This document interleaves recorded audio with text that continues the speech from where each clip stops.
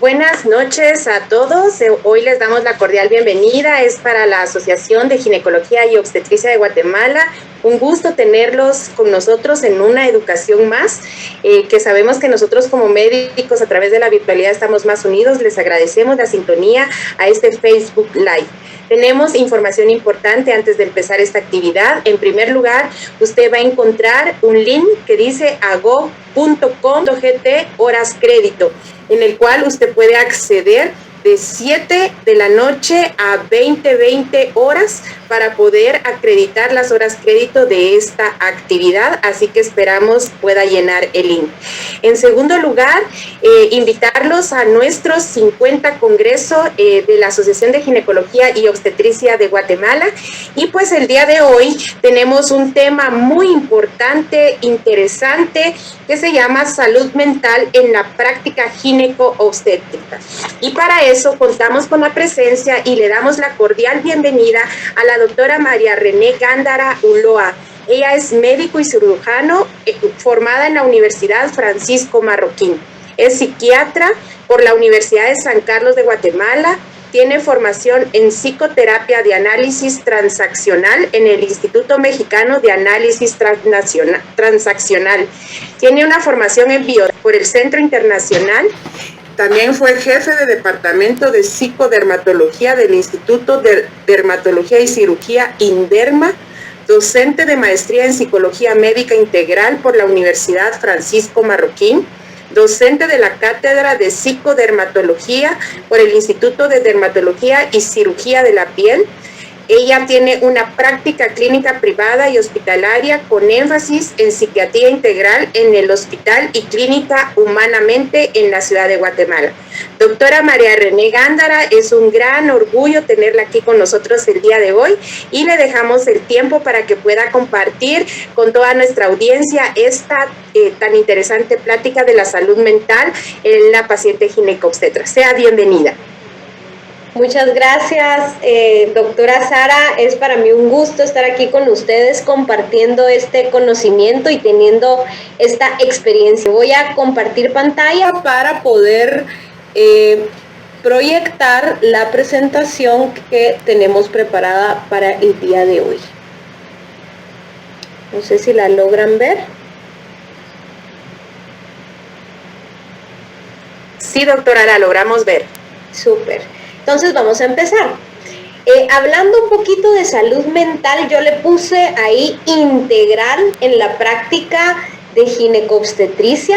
Le ponemos integral porque cuando hablamos de mujeres nos interesa no solo lo que estamos habituados a preguntar, a cómo va el crecimiento del bebé, cómo está toda la parte del ciclo menstrual, sino que nos interesa también entender qué pasa por la mente de las mujeres, qué pasa por su sistema emocional, qué están pasando por estrés, cómo se están adaptando a los cambios que les está tocando en la vida. Y un poquito lo que vamos a hablar el día tiene que ver con ese salud mental a lo largo de la vida de las mujeres.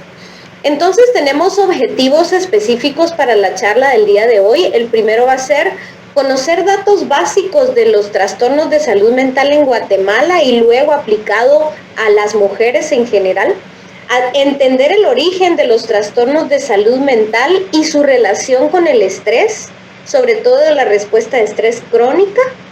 Luego tenemos comprender las características de la salud mental en las mujeres, ¿verdad? Esos detalles específicos que nosotros vemos diferentes en hombres que en mujeres. Y por último va a ser acercarse al modelo integrativo de salud mental desde la práctica de la ginecobstetricia. Y aquí tenemos algunos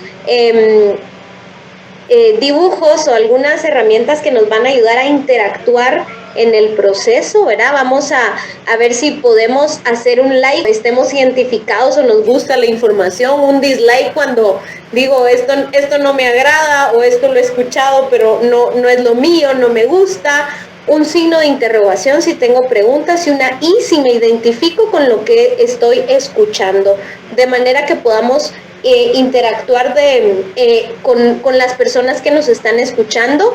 Si tenemos transmisión por Facebook, tal vez las personas que están vinculadas al Facebook me pueden hacer llegar preguntas o comentarios de la audiencia. Así que esos son nuestros objetivos para el día de hoy. Entonces, iniciando, los trastornos mentales en Guatemala, tenemos la fortuna de tener este estudio, que es un estudio demográfico de los trastornos de salud mental en nuestro país. Es del 2009, pero es un estudio bastante importante porque se hizo en todas las áreas del país, y la prevalencia que nosotros tenemos reportada más o menos hace 10 años es de 27.8% de trastornos de salud mental en general. 1 de cada 4 guatemaltecos padece de algún trastorno de salud mental, y vean ustedes cuáles son los más comunes. Primero, liderado por el trastorno de ansiedad. En este caso nos salió bastante alto el trastorno de estrés postraumático en nuestro país por la historia de la guerra interna y todo el conflicto interno que nosotros tuvimos. Hay muchas personas que todavía tienen padecimientos al respecto de esto. Y el segundo trastorno de ansiedad que salió elevado es el trastorno somatomorfo, que es la somatización que tanto vemos en mujeres cuando hay conflictos emocionales y ese proceso que se vuelve físico, médico y que tiene relación con temas emocionales. Luego tenemos el uso y el abuso de sustancias lideradas por el alcohol, es una de los trastornos de salud mental. Luego tenemos los trastornos del ánimo, del humor, la depresión con 6.4%, y luego tenemos los trastornos psicóticos. Es decir, 27% de las personas padece más de un trastorno de salud mental a la vez, es decir, que hay una comorbilidad, y de esto solamente 2.3% de la población llega a consultar. De aquí podemos sacar otros números, pensando que de ese 2.3%, ¿hacia dónde llega la consulta? ¿Quién atiende la consulta? Porque hacíamos en una conferencia anterior el cálculo de cuántos psiquiatras somos en Guatemala, y aproximadamente somos 150 psiquiatras atendiendo a 17 millones de personas. Entonces los números pues salen bastante complejos, no nos damos abasto en lo que tenemos que atender, y muy probablemente la consulta no se hace directamente con psiquiatría en la mayoría de veces. Y entonces ahí es donde salen los médicos de otras especialidades, como en este momento ginecobstetras, teniendo que asumir o ver temas de salud mental y enfrentando situaciones que tal vez da un poco de temor enfrentar en la práctica clínica, pero si tenemos herramientas pues nos suele ir bastante mejor. Aquí tenemos la evidencia de cómo la prevalencia o los números de depresión y ansiedad cambiaron después de COVID. ¿Y por qué lo pongo? Porque es importante reconocer que posterior a COVID tuvimos o hemos estado teniendo números alarmantes de ansiedad, de depresión y otras patologías de salud mental, y vean cómo tanto ansiedad como depresión es mucho más alta en mujeres versus hombres. Y las etapas de vida, estamos hablando de mujeres entre 20 y 50 que padecen tanto ansiedad como depresión, y son las mujeres en edad fértil, y esas mujeres en edad fértil que tienen depresión muchas veces en el 60-70% se van a acompañar de síntomas de ansiedad. Entonces son dos patologías que son importantes de reconocer y de saber que al no atenderlas sí vamos a tener como menos el pronóstico de nuestras enfermedades de base desde la ginecobstetricia puede verse afectada si nosotros dejamos de poner atención a esta parte que es la salud mental y emocional de nuestras pacientes.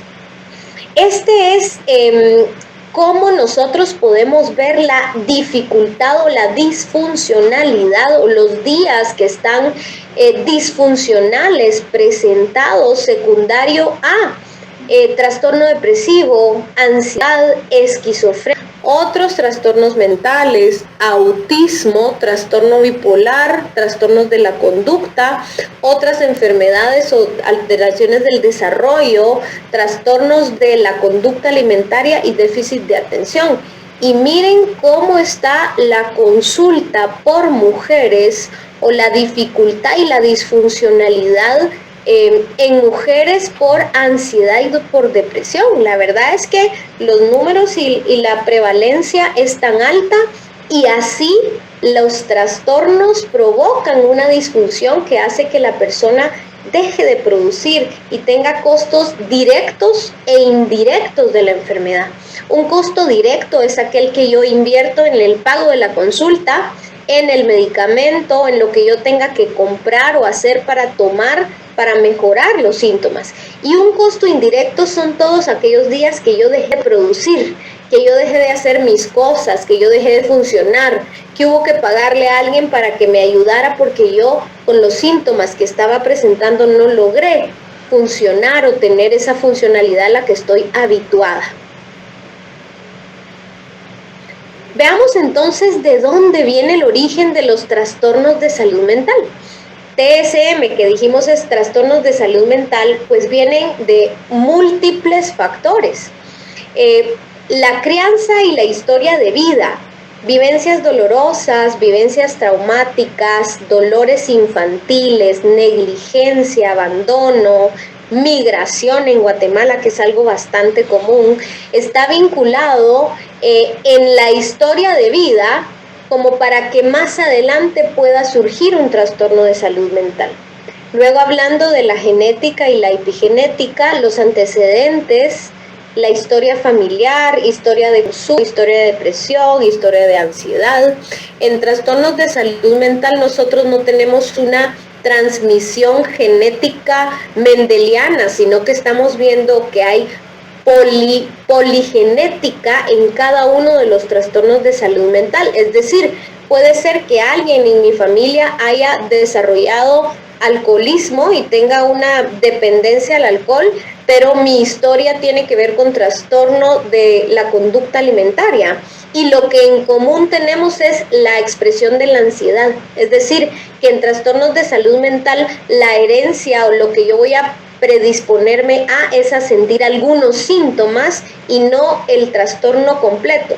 Por supuesto que si tengo más de un papá con depresión o ansiedad, mi probabilidad es mucho más alta de presentarlo.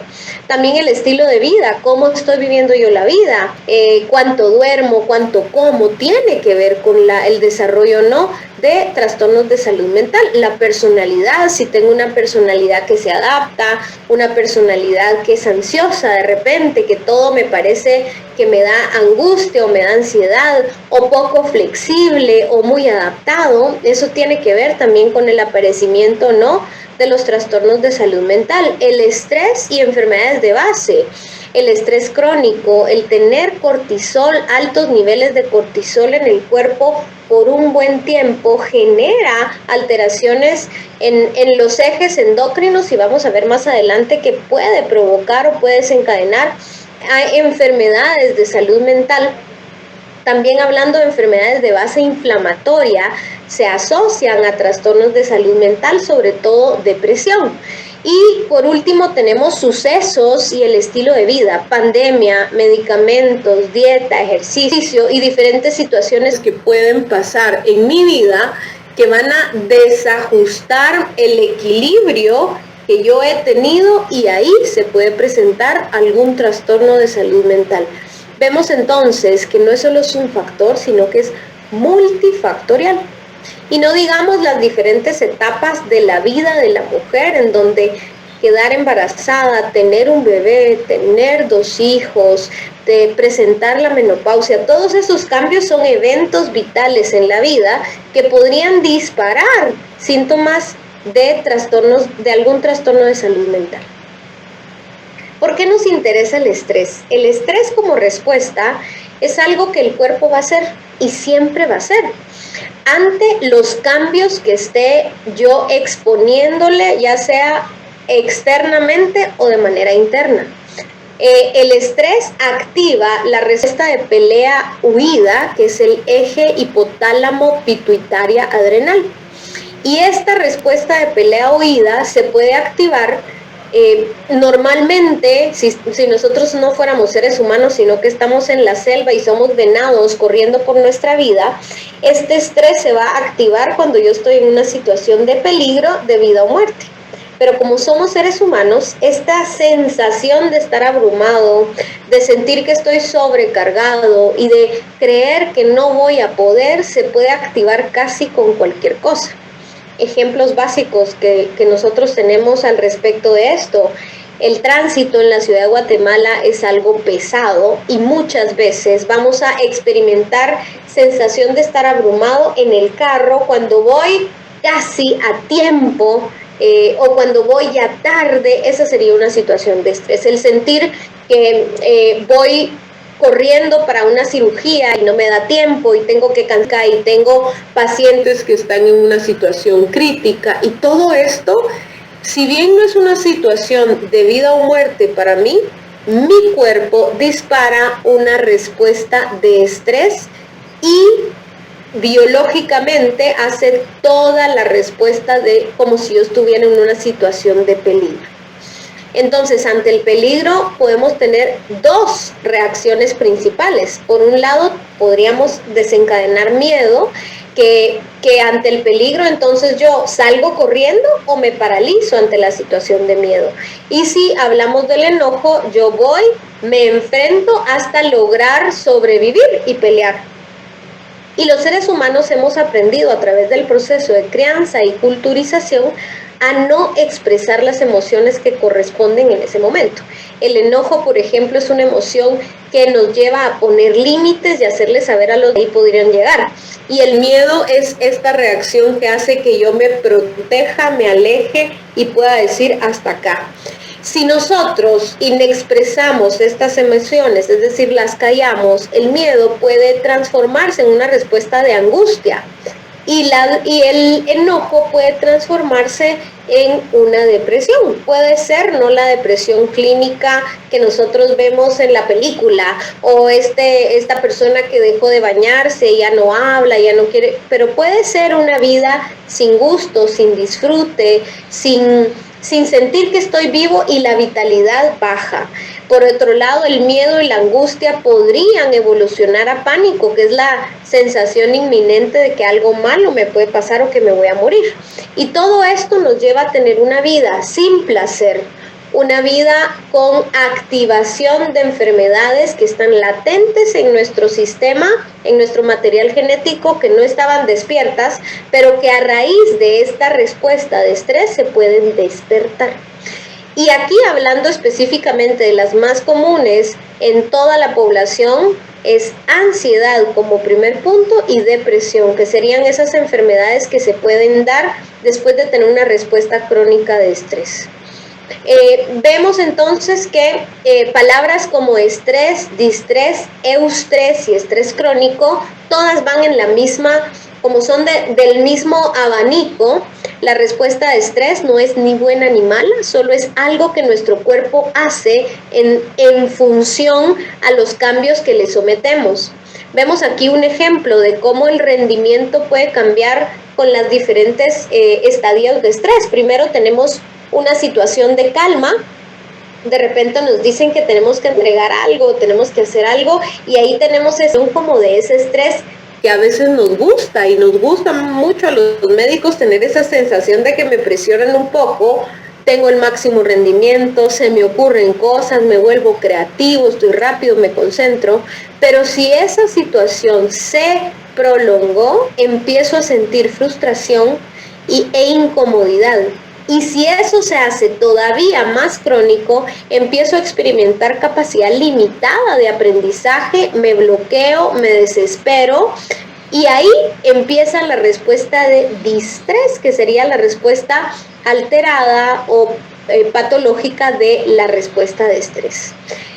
¿Cuántos días nosotros necesitamos para decir que la respuesta de estrés se volvió crónica? 5 días.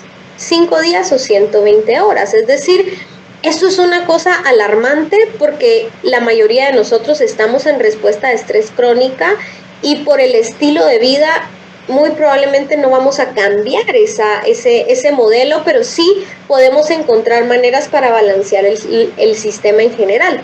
Y en este distrés nosotros solemos tener el desarrollo de enfermedades crónicas, casi cualquier enfermedad crónica. Todo esto lo entendemos bajo la óptica del eje psico-inmuno-neuroendocrino, que es la comunicación de todos estos sistemas al mismo tiempo. Veamos entonces que el estrés psicológico, lo psico, activa respuestas a nivel del sistema nervioso con neurotransmisores, neuropéptidos y neurotrofinas. A su vez, el sistema endocrino se activa, hablamos del eje hipotálamo, pituitaria, adrenal, hormonas hipotalámicas, hormonas pituitarias y hormonas adrenales. Esto nos lleva a tener cambios conductuales, cambios en la respuesta cardiovascular y cambios metabólicos. Muchas veces nosotros no vemos esto que pasa con el paciente, sino que vemos una evolución más avanzada de la enfermedad o de la patología. Luego tenemos una activación del sistema inmune, que estamos habituados a escuchar la inmunosupresión o se le bajó el sistema inmune. Y sí, hay una respuesta baja, pero también puede haber una respuesta a la alta, con inflamación y producción de citoquinas inflamatorias que pueden alterar enfermedades de base que yo ya tenía, dormidas o que estaban ahí latentes. Y luego tenemos la alostasis, que es esta fuerza que tiene el cuerpo, esta tendencia que tiene el cuerpo de llevarnos de regreso a la homeostasis. El mecanismo de alostasis es como ese tira y encoge que mi cuerpo está teniendo todo el tiempo para regresarme a mi nivel de equilibrio. Pero si la tendencia de tira y encoge es tan grande, tan alta, tan frecuente, puede ser que mi cuerpo no regrese y entonces yo manifieste enfermedad, como ese sub y baja, ¿no? Ese como tendencia al equilibrio o a la pérdida del equilibrio, y la mayoría de nuestros pacientes los atendemos ya cuando tienen una enfermedad establecida. Entonces, la salud mental específica en la mujer, ¿por qué en la mujer se vive diferente y por qué tenemos números distintos, hombres y mujeres? Se ha visto que las mujeres tendemos a ver de manera distinta los factores externos versus los factores internos. Nosotras, y aquí hay diferencias en la integración en el cuerpo calloso, es decir, hemisferio derecho, hemisferio izquierdo, tenemos mucha más integración entre los dos hemisferios. Esto nos hace que nosotros veamos muchas de las situaciones en función del vínculo o de la comunicación con los demás. Y muchos de los temas o las historias o las situaciones mentales que nos hacemos las mujeres tienen que ver en cómo nosotras estamos experimentando las relaciones sociales, la relación con los hijos, con el esposo, con la mamá, con la amiga, con la hermana, tiene una carga emocional mucho más fuerte versus lo que pasa con los hombres, que son más categóricos, más prácticos, más pragmáticos. Esa es una de las razones. La otra es que las enfermedades que nosotros podemos tener solo por tener todo este cambio hormonal a lo largo de la vida, podemos presentar síndrome disfórico premenstrual, podemos presentar depresión posparto, depresión y ansiedad en la perimenopausia, que son patologías que los hombres no van a tener. Los cambios hormonales per se que las mujeres podemos tener hacen que estemos predispuestas a tener más enfermedad de salud mental. Y aquí les pongo como el rol o cuál es el papel de los estrógenos a nivel del sistema nervioso central. Y miren que todo lo que hace el estrógeno tiene un rol antidepresivo, modulador a nivel del sistema nervioso central, está activo en la respuesta de daño tisular en el sistema nervioso central, es decir, participa cuando hay células dañadas en regular la función y toda la homeostasis a nivel del sistema nervioso central. Tiene una función neuroprotectora, una función promnésica, es decir, nos ayuda a la memoria, y una función homeostática. Y todo esto a lo largo de de la vida de la mujer, la premenstruación, el posparto, la perimenopausia. Entonces sí tenemos razones para tener más patología o más prevalencia de trastornos de salud mental. Entonces, en la práctica de ginecobstetricia, nosotros vamos a tener que la presencia de un trastorno de salud mental al médico de una especialidad distinta, que no es psiquiatría, le genera una carga emocional. Es decir, me pongo a pensar, y sobre todo en enfermedad como depresión y una depresión crónica o una depresión severa, estoy constantemente pensando en lo que me dijo, en lo que me mencionó de que si no tenía sentido de vida, o que si había pensado en morir, o que si tenía miedo de que le iba a hacer daño a su bebé. Y esa carga emocional en el médico, como médicos nadie nos enseñó a procesarla o a compartirla. Entonces solemos nosotros como médicos asumirla y se nos carga a nosotros la situación. Lo otro es que procesos inflamatorios que pueden estar vinculados con depresión, sobre todo, o cambios metabólicos, que tal vez nosotros no estamos viendo la relación directa, pero el proceso inflamatorio de una disfunción metabólica puede hacer que el resto de sistemas malfuncionen o disfuncionen.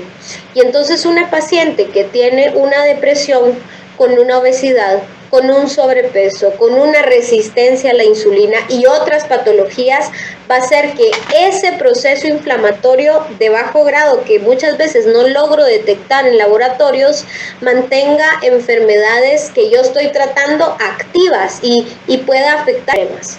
Lo otro es que las ideas en la depresión y la ansiedad van a activar en todas las pacientes diálogos internos negativos que en algún momento ya tuvieron. Por ejemplo, no soy suficiente, porque soy débil, yo no importo tanto, a nadie le importo, que son diálogos que todos de niños en algún momento tuvimos, pero en estos momentos, cuando se presentan cambios importantes, ansiedad y depresión, se activan más y se hacen cada vez más fuertes. Y ese diálogo interno hace que mi paciente se afecte la adherencia al tratamiento que yo estoy haciendo, tenga una actitud distinta, diferente o más negativa ante el tratamiento o ante lo que yo estoy haciendo como médico, y eso me afecta el pronóstico de la enfermedad de base que yo estoy tratando como médico de otra especialidad. Lo otro es que tenemos diferentes etapas de vida. Las mujeres vemos diferentes etapas de vida, y tal vez ustedes que acompañan a la mujer a lo largo de la vida ven como las diferentes partes, ¿no? La adolescencia, la primera menstruación, el primer embarazo, el segundo embarazo, y cómo vamos viendo a las mujeres a lo largo de la historia de vida. Y es un reto atender la historia de vida o la etapa, porque cada etapa es distinta y cada etapa tiene temas hormonales diferentes, procesos de adaptación diferentes, y entonces cada trastorno de salud mental en una mujer en una etapa de vida diferente puede ser completamente distinta, la de los 16 años que la de los 43 años. ¿verdad? Entonces ese es uno de los grandes desafíos, las diferentes etapas de vida de la... Lo otro es que nosotros vemos historias de vida, y cuando vemos historia de vida vemos drama de vida, vemos dolores emocionales, vemos situaciones a las que las pacientes se pueden exponer, que pueden hacer que afecte su salud emocional, su salud mental, pero cada historia que nosotros tocamos o a las que estamos expuestos, muchas veces no podemos hacer como médicos mayor cosa por la historia de la paciente. Aunque sepamos que la conducta de riesgo que está tomando no le va a llevar a ningún lado, pero muchas veces salimos de esa posibilidad de tocar esa historia. Y ahí es donde viene el proceso de hacer referencia o de atender a la paciente de una manera más emocional para que pueda salir adelante. También procesos de crianza. Atendemos mujeres, historias de niñas pequeñas. Muchas veces, no me dejarán mentir, que a veces cuando la situación emocional se pone tan severa, la paciente deja de actuar como adulta y empieza a actuar como niña. ¿Por qué? Porque se activan procesos de crianza y dolores emocionales. También tenemos la sensibilidad emocional y esta como personalidad sensible que muchas veces vemos en las mujeres, y que una situación que puede no ser tan dramático, tan dolorosa, lo puede sentir 10 veces más, y esa sensibilidad hace también que las enfermedades de base sean más complejas de tratar. Los roles en la familia, el proceso de culturización, lo que las mujeres tienen en expectativa hacer o cumplir, el ser buena, ser fuerte, no ser débil, no llorar, ser la encargada de todos, velar por todos, esos roles que hacen que las mujeres seamos muchas veces rígidas y poco flexibles, que hace también que se rompan los equilibrios internos y podamos tener más probabilidad de tener ansiedad o depresión en el camino de la vida, y los cambios hormonales per se, que ya sabemos que están involucrados en cada proceso o en cada etapa de vida. Y aquí les pongo las 2 enfermedades más comunes, más prevalentes de salud mental en el mundo y en las mujeres. Por un lado tenemos la ansiedad. La ansiedad es una patología que se parece a la respuesta de miedo, pero no tenemos un estímulo que nos esté provocando el miedo en ese momento. Voy a tener taquicardia, voy a tener intranquilidad, voy a tener sensación de ahogo, las pupilas se me pueden dilatar, puedo tener sudoración, temblores, y todo esto se puede confundir con varias enfermedades de otro tipo, porque es a través del sistema nervioso autónomo. Es el más común de todos los trastornos de salud mental, acompaña a casi todas las enfermedades.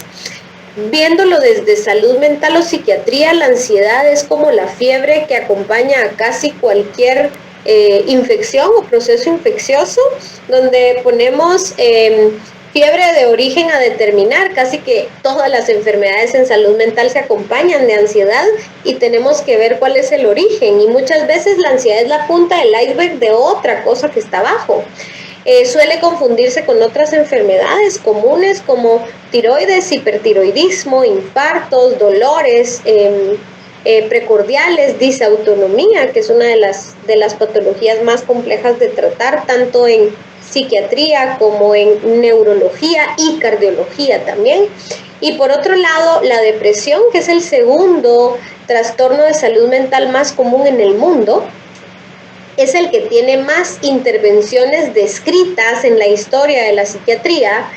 Puede también confundirse con otras enfermedades y muchas veces puede ser secundaria a otras enfermedades de base.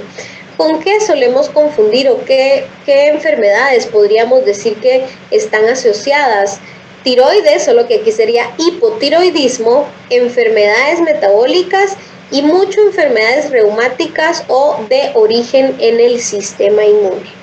Importante recordar que estas enfermedades se diagnostican por descarte, es decir, que antes de nosotros decir que estoy segura que tiene una depresión o que tiene una ansiedad, yo ya descarté todas las enfermedades médicas que podrían estar confundiendo mi diagnóstico. Sabemos que cada vez estas enfermedades están siendo más comunes, lo que está haciendo que el diagnóstico y el tratamiento sea mucho más temprano. De no tratarse estas 2 patologías, suelen empeorar las enfermedades de base de cualquier paciente. Entonces es importante tomarlo en cuenta.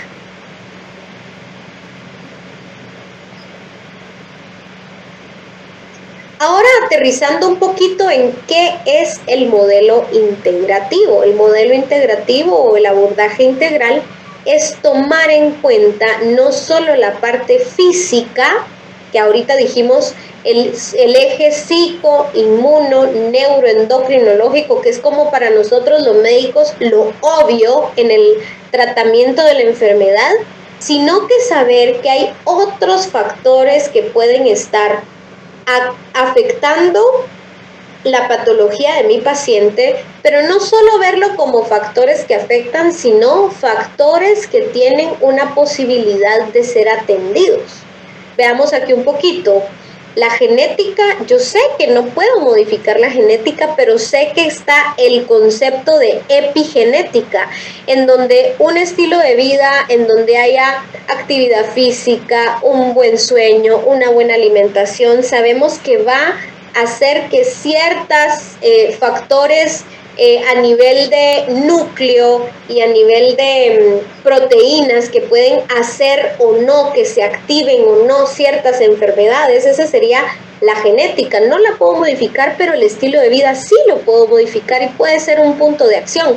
La espiritualidad, que en psiquiatría, en salud mental, en sistema nervioso, sabemos que mucho tiene que ver con cuál es el sentido de la vida del ser humano y así cómo yo voy a enmarcar hacia dónde va mi vida. La espiritualidad es algo que se puede trabajar y que se suele trabajar en los modelos integrativos.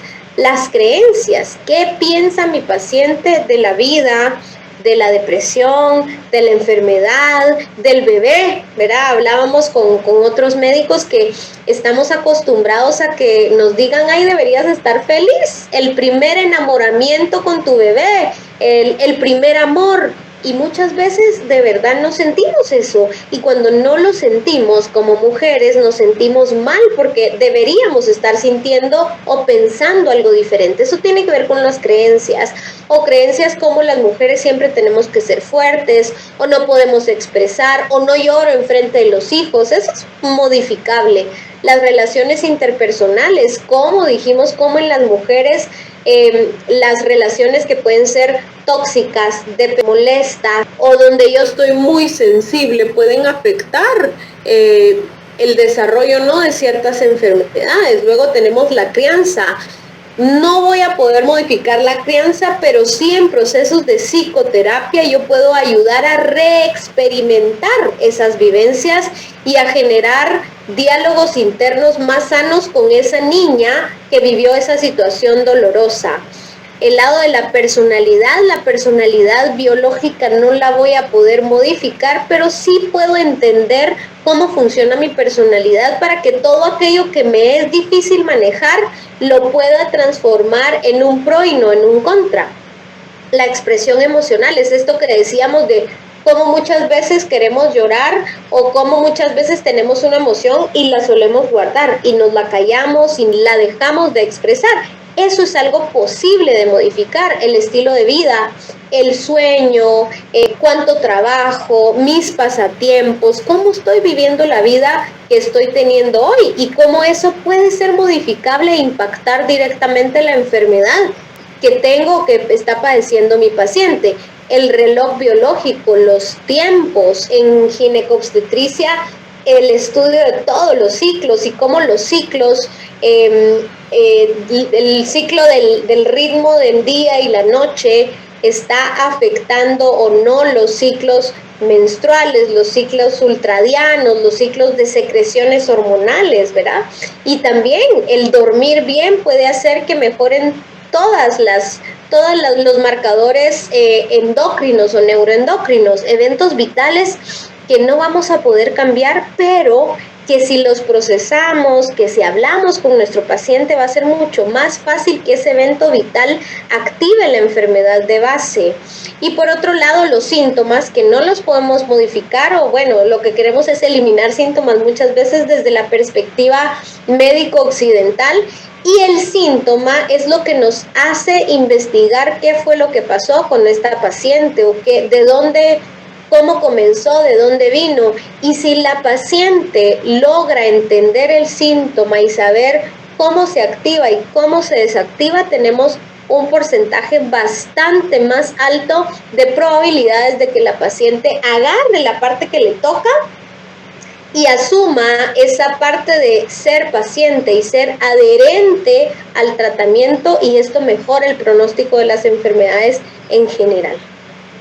Luego, hablando de qué es específicamente, cómo abordamos de manera integral el paciente en trastornos de salud mental, y aquí lo tenemos por niveles, y vamos a trabajar niveles de la A a la E. Lo primero que hacemos en el abordaje integral del paciente es promover modificaciones en el estilo de vida. Esto quiere decir sueño, alimentación, tiempo de descanso, pasatiempos, ejercicio. Son las primeras intervenciones que vamos a hacer, y las vamos a hacer desde que empezamos el contacto con la paciente hasta que yo voy cerrando procesos. En el caso de ustedes, toda la vida de la paciente es promover modificaciones en el estilo de vida.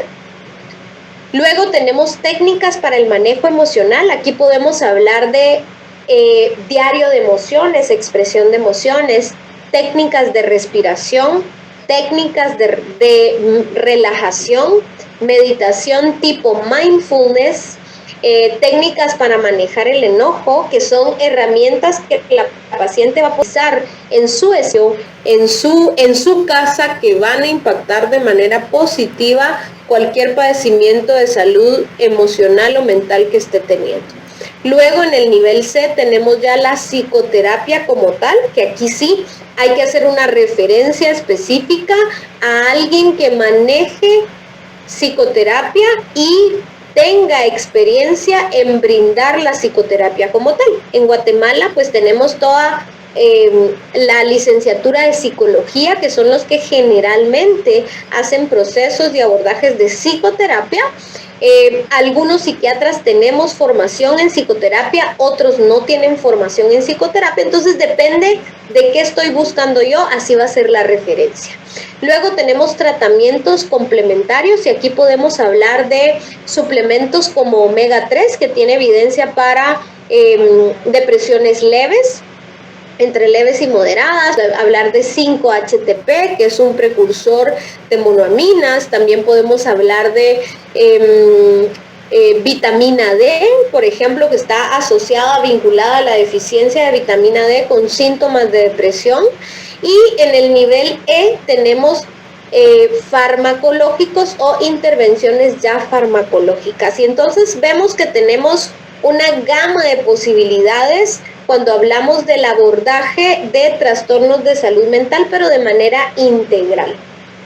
Entonces, recordando un poquito el tema de el sistema de estrés, la activación del eje hipotálamo, pituitaria, adrenal, y dijimos que entonces tenemos un sistema de estrés activado, dijimos que son 5 días en los que yo voy a tener la respuesta de estrés y ya la puedo considerar como crónica, en donde empieza la sobrecarga alostática o esa alostasis y me lleva a tener enfermedad. Si nosotros partimos de que atendemos al paciente acá, nuestro camino sería regresar de abajo hacia arriba a ese estado no de estrés, sino que más arriba todavía, en donde yo no he tenido ese estímulo que activa esa situación de estrés. Y esa respuesta se llama activar el sistema de relajación. El sistema de relajación es un constructo, es decir, todos aquellos receptores, moléculas que activan respuestas de relajación, que activan el sistema nervioso parasimpático, que hacen sedación, que hacen bajar las revoluciones del sistema. A todo eso se le llama el constructo del sistema de relajación, y lo que queremos es regresar ahí a nuestra paciente. Si lo vemos un poquito acá, salud mental y estrés, queremos activar el sistema de relajación y vamos, este es el mismo esquema que les presenté, solo que está ya con un poquito más de detalle. Vemos el estado de relajado, vemos la respuesta de pelea o huida, vemos el estado de alarma, cómo llegamos a una situación de hipervigilancia, que el miedo se puede transformar en ansiedad y el enojo, la ira se pueden transformar en síntomas depresivos. y luego pasamos de ansiedad a un estado de pánico, y el estado de hipervigilancia nos lleva a un estado de estar exhaustos, y aquí se activan las enfermedades crónicas de las cuales hablábamos, que puede ser cualquier enfermedad crónica: fatiga crónica, fibromialgia, depresión, síndrome de Karoshi, que es el desgaste laboral, y esto nos puede llevar a la muerte. La muerte como tal muchas veces no la vemos secundaria a, pero sí vemos muchos factores asociados a tener una vida sin goce y sin disfrute. Y esto depende de cómo está la genética de la paciente. Todos estos factores que veíamos que pueden ser modificables en alguna medida, y cómo yo tengo predisposición o no a tener cierta respuesta, cómo es mi ambiente, cómo está mi sistema de apoyo, y todo esto puede ayudar o no a la respuesta activada de estrés o a regresar a ese sistema de relajación. Entonces nosotros lo que queremos es, muchas veces agarramos a la paciente acá abajo y queremos ir de abajo para arriba. ¿Qué vamos a proponer entonces? Modificaciones en el estilo de vida, movimiento, actividad física, descanso, sueño, intervenciones terapéuticas, que ahí podríamos hablar, ese sería el nivel B, que es meditación, expresión de emociones. Luego tenemos el otro nivel, que es suplementos o fitoterapéuticos, vitaminas, y por último dijimos o hablamos de los psicofármacos.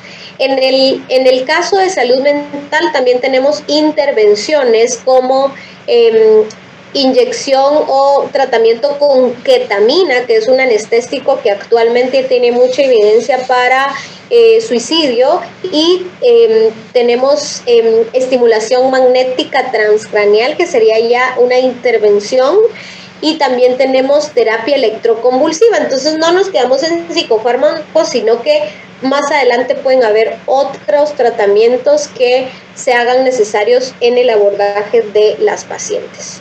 Luego, lo que nosotros queremos desde el abordaje integral es mejorar la calidad de vida de nuestras pacientes, entendiendo que calidad de vida es el efecto en la funcionalidad, condición médica y o las consecuencias del tratamiento en un paciente, visto desde la perspectiva del paciente.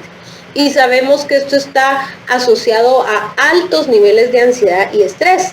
Y nosotros además queremos una funcionalidad adecuada en diferentes áreas de la vida de la paciente, en lo físico, que es lo obvio para los médicos, pero también en lo financiero, porque muchas veces el desbalance financiero hace que haya un estrés crónico, y ese estrés crónico activa la parte física. También en la relación de pareja, porque muchas veces en las mujeres la pareja es una de las constantes disparadores o estímulos que hace que se pierda el balance. También en la familia, en la dinámica familiar, en los círculos sociales o en las redes de apoyo, en lo laboral, que es toda la parte del trabajo, ¿verdad? Hablábamos con un grupo de médicos que para las mujeres el posparto, regresar al trabajo y no quiero, y no me siento lista, ¿sí? Y en la parte cultural, que es toda la expresión de la cultura, todas las necesidades de pasatiempos, hobbies y acciones que hagan que la paciente se sienta mejor. Y entonces queremos que nuestra paciente recupere funcionalidad, no solo que no tenga síntomas, sino que se sienta mejor y que se sienta bien. Entonces aquí hay una propuesta que nos puede ayudar a empezar a actuar con nuestras pacientes en función de esa calidad de vida, y aquí metemos el concepto de autocuidado. Cuando hablamos de autocuidado, estamos estamos dándole a la paciente la posibilidad que ella asuma la parte que le corresponde con respecto a su cuidado, porque muchas veces estábamos acostumbrados a ir con el médico y que el médico haga lo que tiene que hacer y me resuelva con la pastilla o la medicina que me dejó. Y la mayoría de veces eso es una parte del tratamiento. Y es importante devolver al paciente la posibilidad o el rol que tiene en el proceso de recuperación de sí mismo. Entonces, la calidad de vida se vincula directamente con el estilo de vida, es decir, lo que hace el paciente todos los días de su vida. lo que cotidianamente vive, y el estilo de vida es una decisión constante, cotidiana, diaria, que precisa ser consciente. ¿Por qué digo precisa? Porque muchas veces las decisiones cotidianas en el estilo de vida no son conscientes. Y entonces vamos a ver un acróstico que nos da algunas ideas o alguna base como para empezar a hablar del tema de autocuidado. La C el acróstico es cuidarme de arriba hacia abajo. La C es corazón. ¿Qué emociones estoy teniendo? ¿Qué pasa por mi corazón? ¿Qué siento? Y yo les voy a dar alguna herramienta para cada una de estas letras. Y la C es corazón, mis emociones. ¿Cómo la voy a atender? Voy a llevar un diario de emociones, una expresión, una manera en que lo que yo siento no me lo calle yo y después mi cuerpo lo exprese, sino que una manera más libre para poder expresar lo que siento. La U es de uno mismo. Yo no puedo, por más que yo quiera, con mi esposo, con mis hijos, con mi hermana, con mi amiga, hacer que haga algo que yo creo que está bien. Entonces, devolverle al paciente el que sepa que es una situación que solo ella puede asumir y que solo ella puede decidir. Y que si ella no lo hace por ella misma, ni sus hijos, ni su esposo, ni los demás.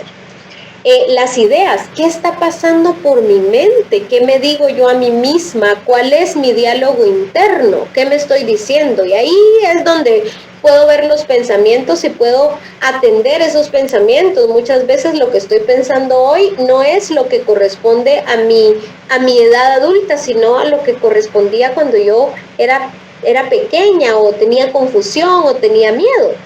La D de descanso y sueño, procurar que nuestras pacientes duerman lo necesario y hay promover higiene de sueño y hacer que ellas puedan estar más en la parte del descanso y el poder tener que el sueño cumpla todas aquellas funciones que tiene que cumplir para que nuestra paciente esté bien.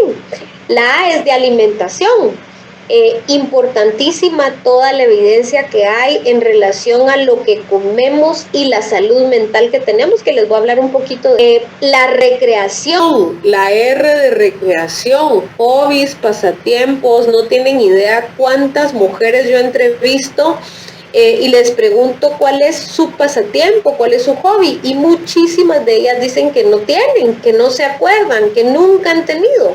Y en realidad es doloroso escuchar a alguien que nunca supo cómo divertirse, cómo pasarla bien. Y entonces ahí empieza una posibilidad para mejorar. La M de movimiento, el ejercicio, la actividad física, no importa si es un ejercicio aeróbico, anaeróbico, si camina, si baila, la idea es que se mueva la energía. Y la espiritualidad, ¿verdad? El sentir que no soy solo yo en este mundo, sino que pertenezco a algo más allá, más grande que yo, y no tiene que ver con la creencia religiosa como tal, sino con la sensación de que yo pertenezco a algo. Entonces vamos a hablar de los dos que se pueden usar de manera más sencilla y más práctica, pero tampoco son los dos más sencillos de intervenir, que vamos a hablar de el ejercicio y la alimentación y los mecanismos que en salud mental sabemos que están asociados para que mejore o haya y sabemos que hay una mejoría a nivel psicológica y a nivel fisiológica.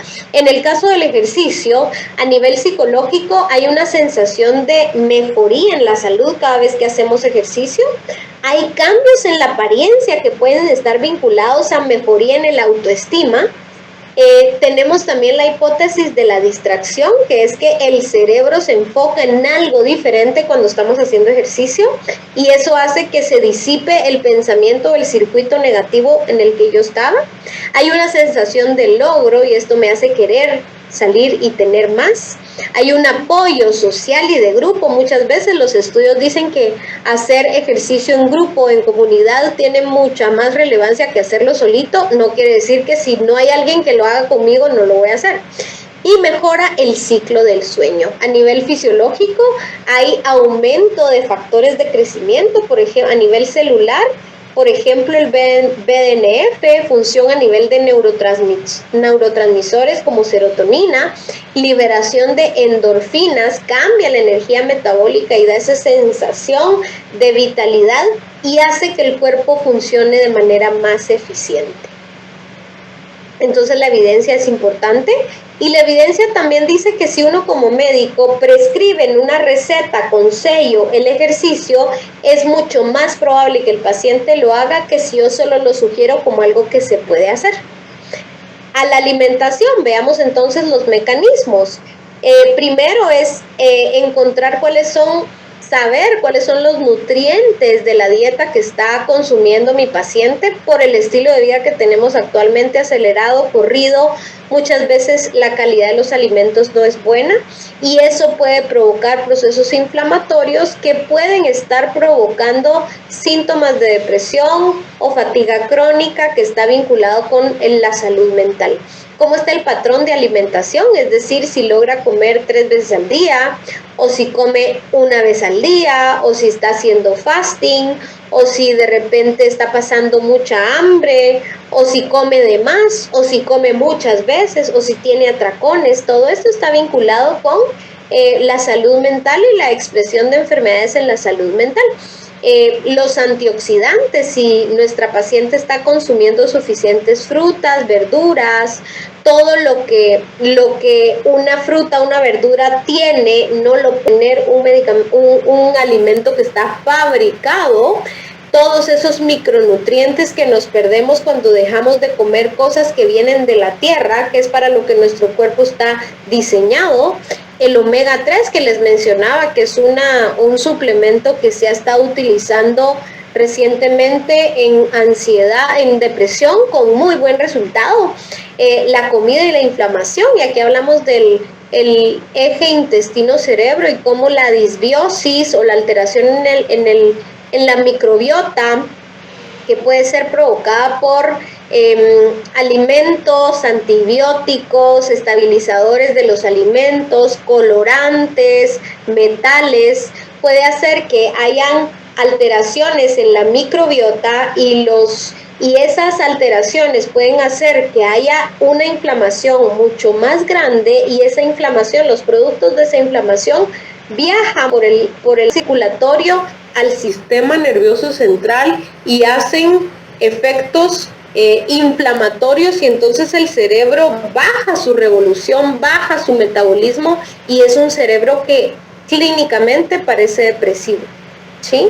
Entonces, ¿a qué nos invitamos en este intercambio, en esta charla que hablamos el día de hoy? 1, a promover modificaciones en el estilo de vida, sueño, alimentación, actividad física, pasatiempos, a no tener miedo de poner en una receta caminar todos los días, ir a la zumba, hacer yoga, juntarte con tus amigas. Lo segundo, psicoeducación y evaluación de síntomas, explicar de manera empática y amorosa los síntomas de depresión, los síntomas de ansiedad, va a hacer que la paciente le pierda miedo a hablar del tema. En otras conferencias vamos a hablar de escala clinimétrica, hace que la paciente diga, bueno, si el número es 10 y yo debería estar en 5, ¿cómo eso va a hacer que se adhiera o no de manera más efectiva al tratamiento? Y luego la referencia, hacer trabajos en equipo, tener gente afín a mí de psicología, de psiquiatría, que pueda trabajar en equipo y que la paciente se pueda sentir contenida y respaldada por nosotros. Y aquí les doy algunos recursos prácticos que vamos a compartir a través de las doctoras para que ustedes tengan. Estas son aplicaciones que hemos estado investigando ya por un tiempo, que han funcionado, de meditación, de gratitud, de alimentación, opciones para ejercicio, que hacen que la paciente tenga recursos prácticos para poder mejorar su salud mental. Y aquí les doy algunos datos, ¿verdad? Algunas lecturas que pueden empezar a leer ustedes o sugerírselo a sus pacientes, ¿verdad? Hay unas aplicaciones de registro de ánimo, de meditación y respiración, y de meditación tipo mindfulness, que es lo que más evidencia está teniendo a nivel médico y de diferentes tipos de meditación en el mundo. Así que para mí ha sido un gusto compartir esta información con ustedes. No sé si tenemos espacio para preguntas, Sara. Tenemos, doctora, sí tenemos. Ok. En principio, decirle que hay muchos comentarios de felicitación por la plática dada el día de hoy, que es un tema que realmente les interesa, que es un tema que se va a ver evidenciado en una mejoría en cuanto a la atención de la paciente en nuestra comunidad, en Guatemala en sí. Sin embargo, hay una cosa bien importante, doctora, y es el estigma que tenemos como países latinos a la salud mental de las mujeres. Y vemos con mucha preocupación estas estadísticas que pueden llegar hasta un 80 o 90%, en el cual esos estigmas que tenemos de salud mental hacen que la paciente no consulte en momentos adecuados, tardan mucho tiempo siendo criticadas desde las condicionantes de tabú, desde las condicionantes religiosas, que por fe o por condiciones parecidas, y también las familiares. Encontramos pacientes que consultan teniendo algún cuadro de depresión o ansiedad, con estigmas sociales diciendo, no, es que ella de todo se queja, no, es que ella no pone de su parte, no. Entonces realmente como sociedad nos falta mucho aprendizaje para el abordaje correcto de este tipo de patologías mentales. Entonces no sé si usted quisiera hacer algún comentario acerca de esta estigmatización de la salud mental en la mujer. Yo creo que, bueno, es una realidad. Y creo que esto se ve en que nosotros perdamos como médicos, ¿verdad? Porque como médicos también tenemos el estigma, porque es cultural, ¿verdad? Estos eventos, estos encuentros hacen que nosotros podamos ver la psiquiatría o la atención de la salud mental de una manera más cotidiana, más como parte de la vida, ¿verdad? Y yo creo que es un trabajo que empieza desde nosotros como médicos a replantearnos cuál es nuestro paradigma de salud mental. Y a mí lo que me ha funcionado es empezar a hablar de tu salud integral. Si nosotros hablamos de salud integral y no solo salud mental, sabiendo que es todo un concepto, es mucho más fácil que validen tanto los médicos como los pacientes y los familiares lo que está pasando. Pero así que yo creo que es un reto y creo que lo están haciendo bien porque ya están incluyendo estos temas. Estamos haciendo apertura a este tipo de proyectos. En el caso de algunas preguntas importantes que nos han llegado, dice, ¿en todos los casos se usa de las pacientes? No en todos los casos se usan fármacos.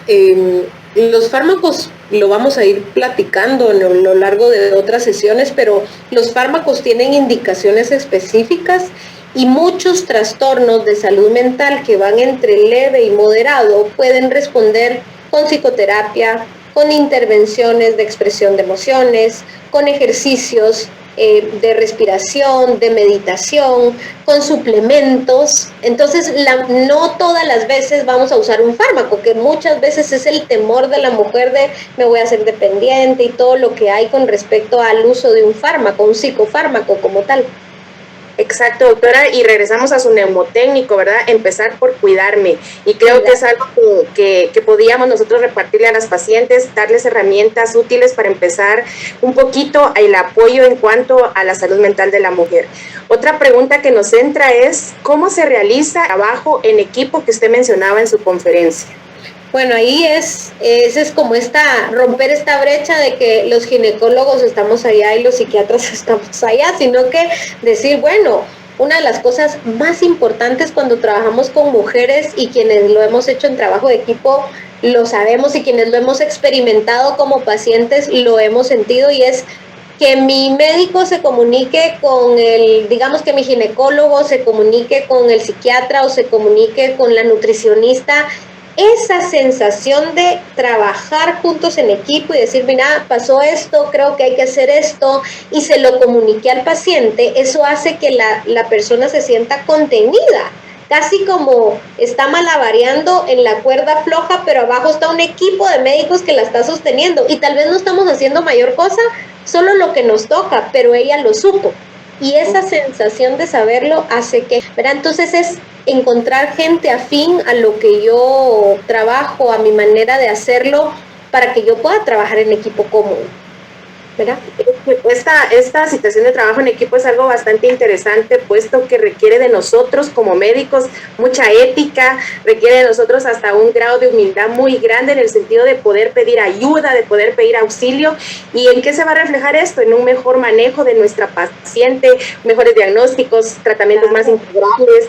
Entonces realmente vemos que esta propuesta de trabajo en equipo nosotros la manejamos de alguna manera, pero ahora que vamos a incluir salud mental como un vocablo, igual que sexualidad, esto va a ser mucho mejor para nuestras mujeres.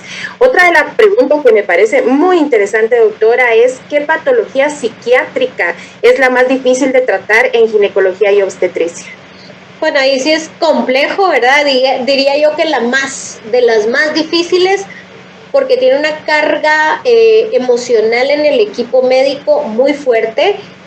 Hablaríamos de una psicosis posparto, ¿verdad? Un trastorno obsesivo psicótico posparto, ¿verdad? Un trastorno afectivo bipolar con manía que sale de la realidad, porque ahí se pierde el cuidado del bebé. Hay ideas de homicidio, ideas de suicidio, ideas bien complejas en donde sabemos que no es la paciente, pero no podemos encargar al bebé al cuidado de la mamá, sino que tenemos que hacer todo un plan, y ahí sí hay intervención farmacológica o terapia electroconvulsiva. Entonces ya son cuadros más complejos de tratar, ¿verdad? Pero la carga de este cuadro puede ser tan compleja como un síndrome disfórico premenstrual que no tiene funcionalidad cotidianamente, porque no logra ir al trabajo, porque dejó de atender, porque está enojada, porque se pelea con todo el mundo. Sí, entonces hay que ver ahí, es diferente, pero sí, diría que los que salen de la realidad son los que más carga nos provocan y son más complejos de tratar.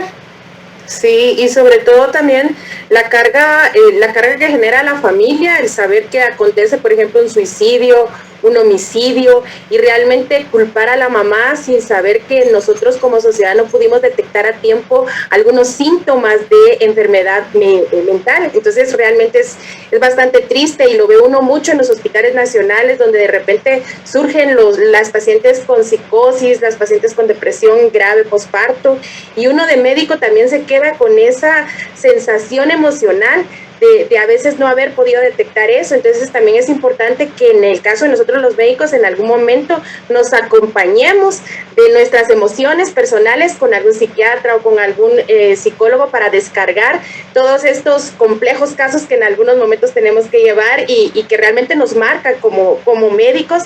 Y el abordaje de la siguiente mujer pues definitivamente tiene que cambiar, pero esperaríamos poder detectar más tempranamente las enfermedades mentales. Otra de las preguntas... Perdón, antes que se me vaya, eso es bien importante, porque fíjate que muchas veces uno como psiquiatra está haciendo lo que le toca hacer cotidianamente, pero también atiende al equipo médico que está estresado, que hay malas noticias, que no sabe qué decir, y entonces ahí entra como la parte de la atención al grupo familiar y al equipo médico, que en realidad nos estamos hablando todos los días, qué pasó, qué hiciste, le bajó, no le bajó, y eso es una sensación de no estoy solo, somos un grupo. Somos un equipo. Les recordamos a todos los que están conectados en este momento que tenemos hasta las 8:20 para que puedan registrar sus horas crédito en el link que está en la descripción del video arriba. Otra pregunta importante, doctora, es ¿cómo lograr entonces que nuestras mujeres vayan a consulta por salud mental con un psiquiatra, o que empecemos nosotros como médicos a referir pacientes, pero cómo hacer para que esta mujer dé el primer paso y consulte? Algo que nos ha ayudado en otras especialidades, y digo otras porque tengo mucha experiencia en psicodermatología, ¿verdad? Y algo que nos ayuda es validar la emoción que está sintiendo la paciente. Es decir, esto que te está pasando suena muy duro, o qué doloroso me suena, o qué molesto debe ser para ti. O validar la respuesta de estrés, ¿verdad? El estrés es algo que lo hablamos todos, estamos cansados de hablar de estrés, pero cuando lo metemos en la explicación médica, el meter el estrés y decir qué te parece atenderte con manejar el estrés, muchas veces es mejor que decir qué te parece que alguien te puede ayudar a esta depresión que yo veo que tenés. ¿Me explico? Y lo otro es usar escalas, porque la escala puede hacer que la paciente se sienta aliviada al decir a la puchi que esto que siento sí tiene un nombre y sí se puede tratar. Ella se identifica también, ¿verdad? El autoidentificarse que no está sola en este padecimiento es algo muy importante en estas enfermedades. Creo que a todos nos está gustando mucho esta conversación y antes de continuar, decirles a ustedes que la doctora María René Gándara va a estar como docente del Diplomado de Sexualidad. También nos va a estar acompañando el día viernes 9 con una conferencia importantísima de disfunciones sexuales y su ambiente desde la depresión y la ansiedad. Entonces los esperamos en el Diplomado de Sexualidad y también los esperamos el día viernes 9 para poder participar con nosotros en el módulo de sexualidad durante el congreso. Hay algunas preguntas que nos han abordado las personas que nos están viendo y una de ellas dice, ¿cómo abordar el trauma por maltrato en la mujer? Bueno, esa es una respuesta bien compleja, ¿verdad? No hay una respuesta concreta como tal, pero con saber que el maltrato físico responde a un patrón de conducta que casi siempre tiene un tema transgeneracional, es decir, pasó con abuelita, pasó con mamá, pasó con tía, pasó con primas y pasa conmigo. Y muchas veces no me doy cuenta y el primer mecanismo es la negación. Y entonces como médicos nosotros decimos, tenés que ir a poner la denuncia, tenés que hacer esto, y pone la denuncia, a los 2 días la quita, porque no sabe cómo relacionarse con las personas y no es desde ese patrón. Digamos que el patrón de dependencia emocional es algo que hay que trabajar con terapia profunda y es bien complejo de tratar. La sugerencia es ir validando cada vez que puedan, validar la emoción, validar la opción de irse a tratar en algún lugar con alguien que haga estos procesos desde la psicología, ¿verdad? Sabiendo que el proceso de trauma siempre va a activar al cuerpo, pero que puedo encontrar maneras de regularme mejor. Otra de las preguntas, doctora, que nos entra dice, las mujeres que hacen el papel de mamá, papá, porque su esposo vive fuera, generalmente tienen ansiedad. ¿Se debe dar un ansiolítico a estas mujeres o no se debe dar? Dependiendo si hay síntomas clínicos de ansiedad, se puede dar un ansiolítico, y si no hay síntomas clínicos, enseño estrategias o maneras para bajar o activar este sistema de relajación. Muchas veces me hago que no hay recurso ni de tiempo, ni de poder escribir, ni poder hacer ejercicio, y entonces paramos para poder bajar las revoluciones de ese sistema, sí utilizando fármacos, ¿verdad? No siempre es indicado, además cuando yo lo quiero quitar, no es tan fácil quitar y omitir la benzodiazepina, entonces hay que ir viendo qué funciona mejor con el paciente. Y regresamos al neumotécnico que usted nos enseñó y cuidarme, o sea, empezar por ahí. Otra de las preguntas importantes que nos hacen el día de hoy dice, ¿el síndrome de maltrato en la mujer puede ser heredado a las hijas por pensar que esto es normal? ¿Qué es lo que hablábamos, verdad? Es una transmisión transgeneracional. Aunque yo toda la vida quise no hacerlo, me doy cuenta a los 30 años que estoy haciendo exactamente lo mismo, ¿verdad? Porque es un modelo, ¿sí? Y si no lo trato, si no voy al psicólogo, si no leo, si no me preparo, si no voy a conferencias, si no trabajo en mi autoestima, muy probablemente lo voy a replicar en mi vida. Entonces sí, tiene una transmisión transgeneracional. Otra de las preguntas que me parece también muy interesante, doctora, nos preguntan ¿cuánto tiempo dura la depresión posparto y cómo se podría abordar o tratar? Bueno, la depresión posparto podría durar hasta 6 meses si nosotros no hacemos nada, pero ahí hablamos de una depresión posparto, digamos, entre leve, moderada, que no tiene un componente bipolar, que no tiene psicosis, que no tiene otra comorbilidad de salud mental. Porque sí, la historia es mucho más complicada. ¿Cómo se puede abordar? Yo diría que hay que empezar a hacer clinimetrías, una escala de Edimburgo, por ejemplo, que a tono depresión en el posparto y empezar a hablar del tema, validar la emoción, revisar si no hay médicamente otra causa que podría estar provocando y tener un equipo al alcance que pueda atender a esta paciente. Yo creo que la depresión no es negociable. Cuando hablamos de depresión o tratamos depresión, no debería ser negociable el proceso de psicoterapia, es decir, toda paciente con depresión debiera tener un proceso de psicoterapia y de repente también fármacos si amerita, y de repente también omega 3 y suplementos y vitaminas y el ejercicio y la alimentación. Entonces es todo un grupo de posibilidades que se pueden tomar. Totalmente de acuerdo con usted, doctora, y una de las cosas importantes es también que a veces tenemos que hacer intervenciones que van en contra de la cultura. Tenemos pacientes posparto, por ejemplo, que no las dejan salir de la cama, que las tienen acostadas, que no las dejan salir al aire, y cuando consultan con uno 40 días después vienen con 1000 chamarras encima. Es cultural, las enferman las que están alrededor diciéndoles que no pueden hacer las cosas. Entonces creo que una base importante para empezar a detectar estas depresiones por posparto a tiempo también se hace en el control prenatal. El tratar de nosotros como médicos hablar de que en algún momento la paciente puede tener estos síntomas o estos otros que son de depresión, y en algún momento, si esto sucede en el posparto, que nos aborden tempranamente para poder hacer intervenciones mucho más importantes en ellas. Yo siempre digo a mis pacientes que el posparto es algo bonito, que no es una enfermedad, que salgan al aire, que pongan música, que haya ventilación donde estén. Cosas tan simples como esas pueden hacer un manejo bastante interesante. El color, les digo, no se vayan a vestir de negro porque no están de duelo, vístanse de color negro. Entonces vienen a mi clínica con colores alegres, que si usted nos va a decir que no vengamos con colores, pero eso les ayuda. Entonces realmente intervenciones pequeñas pero que hacen una gran diferencia. Doctora, me queda más que decirle que hay muchas felicitaciones en el chat, muchas intervenciones que dicen que es para bien este tipo de charlas. Sabemos que se viene también ya un diplomado tal, el cual pues ya pronto vamos a tener toda la información sobre esto, salud mental en la mujer, que ya es una realidad este diplomado. Entonces usted va a ser la encargada realmente de que esto funcione, y vamos a estar entre salud mental y sexualidad abordando dos temas sumamente importantes, y vamos a dejar herramientas para que los médicos puedan de alguna manera atender y podamos aprender a atender de mejor forma a las mujeres de Guatemala.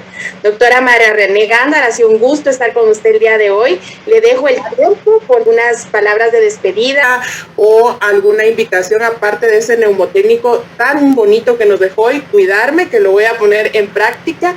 Y pues realmente, doctora, el tiempo es para usted. Bueno, para mí es un gusto haber estado con ustedes el día de hoy, ¿verdad?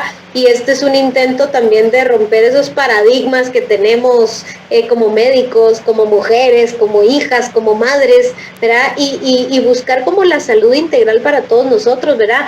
Les vamos a compartir los datos específicos de la presentación para que ustedes los puedan tener y los puedan socializar. También ahí está mi Instagram, donde yo subo información con respecto a salud integral para en general, ¿verdad? No solo de la mujer, sino que en general. Y pues solo decirles pues que es de valientes estar aquí y tocar temas como estos, ¿verdad? Así que para mí es un gusto.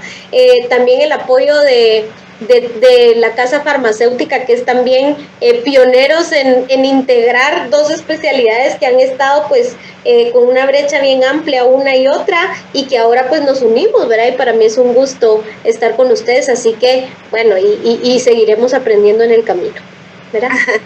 Muchas gracias, doctora María René, y a usted en su casa, pues gracias por habernos acompañado el día de hoy, y lo esperamos en la próxima edición de Educación Médica Continua. Tenga una buena noche.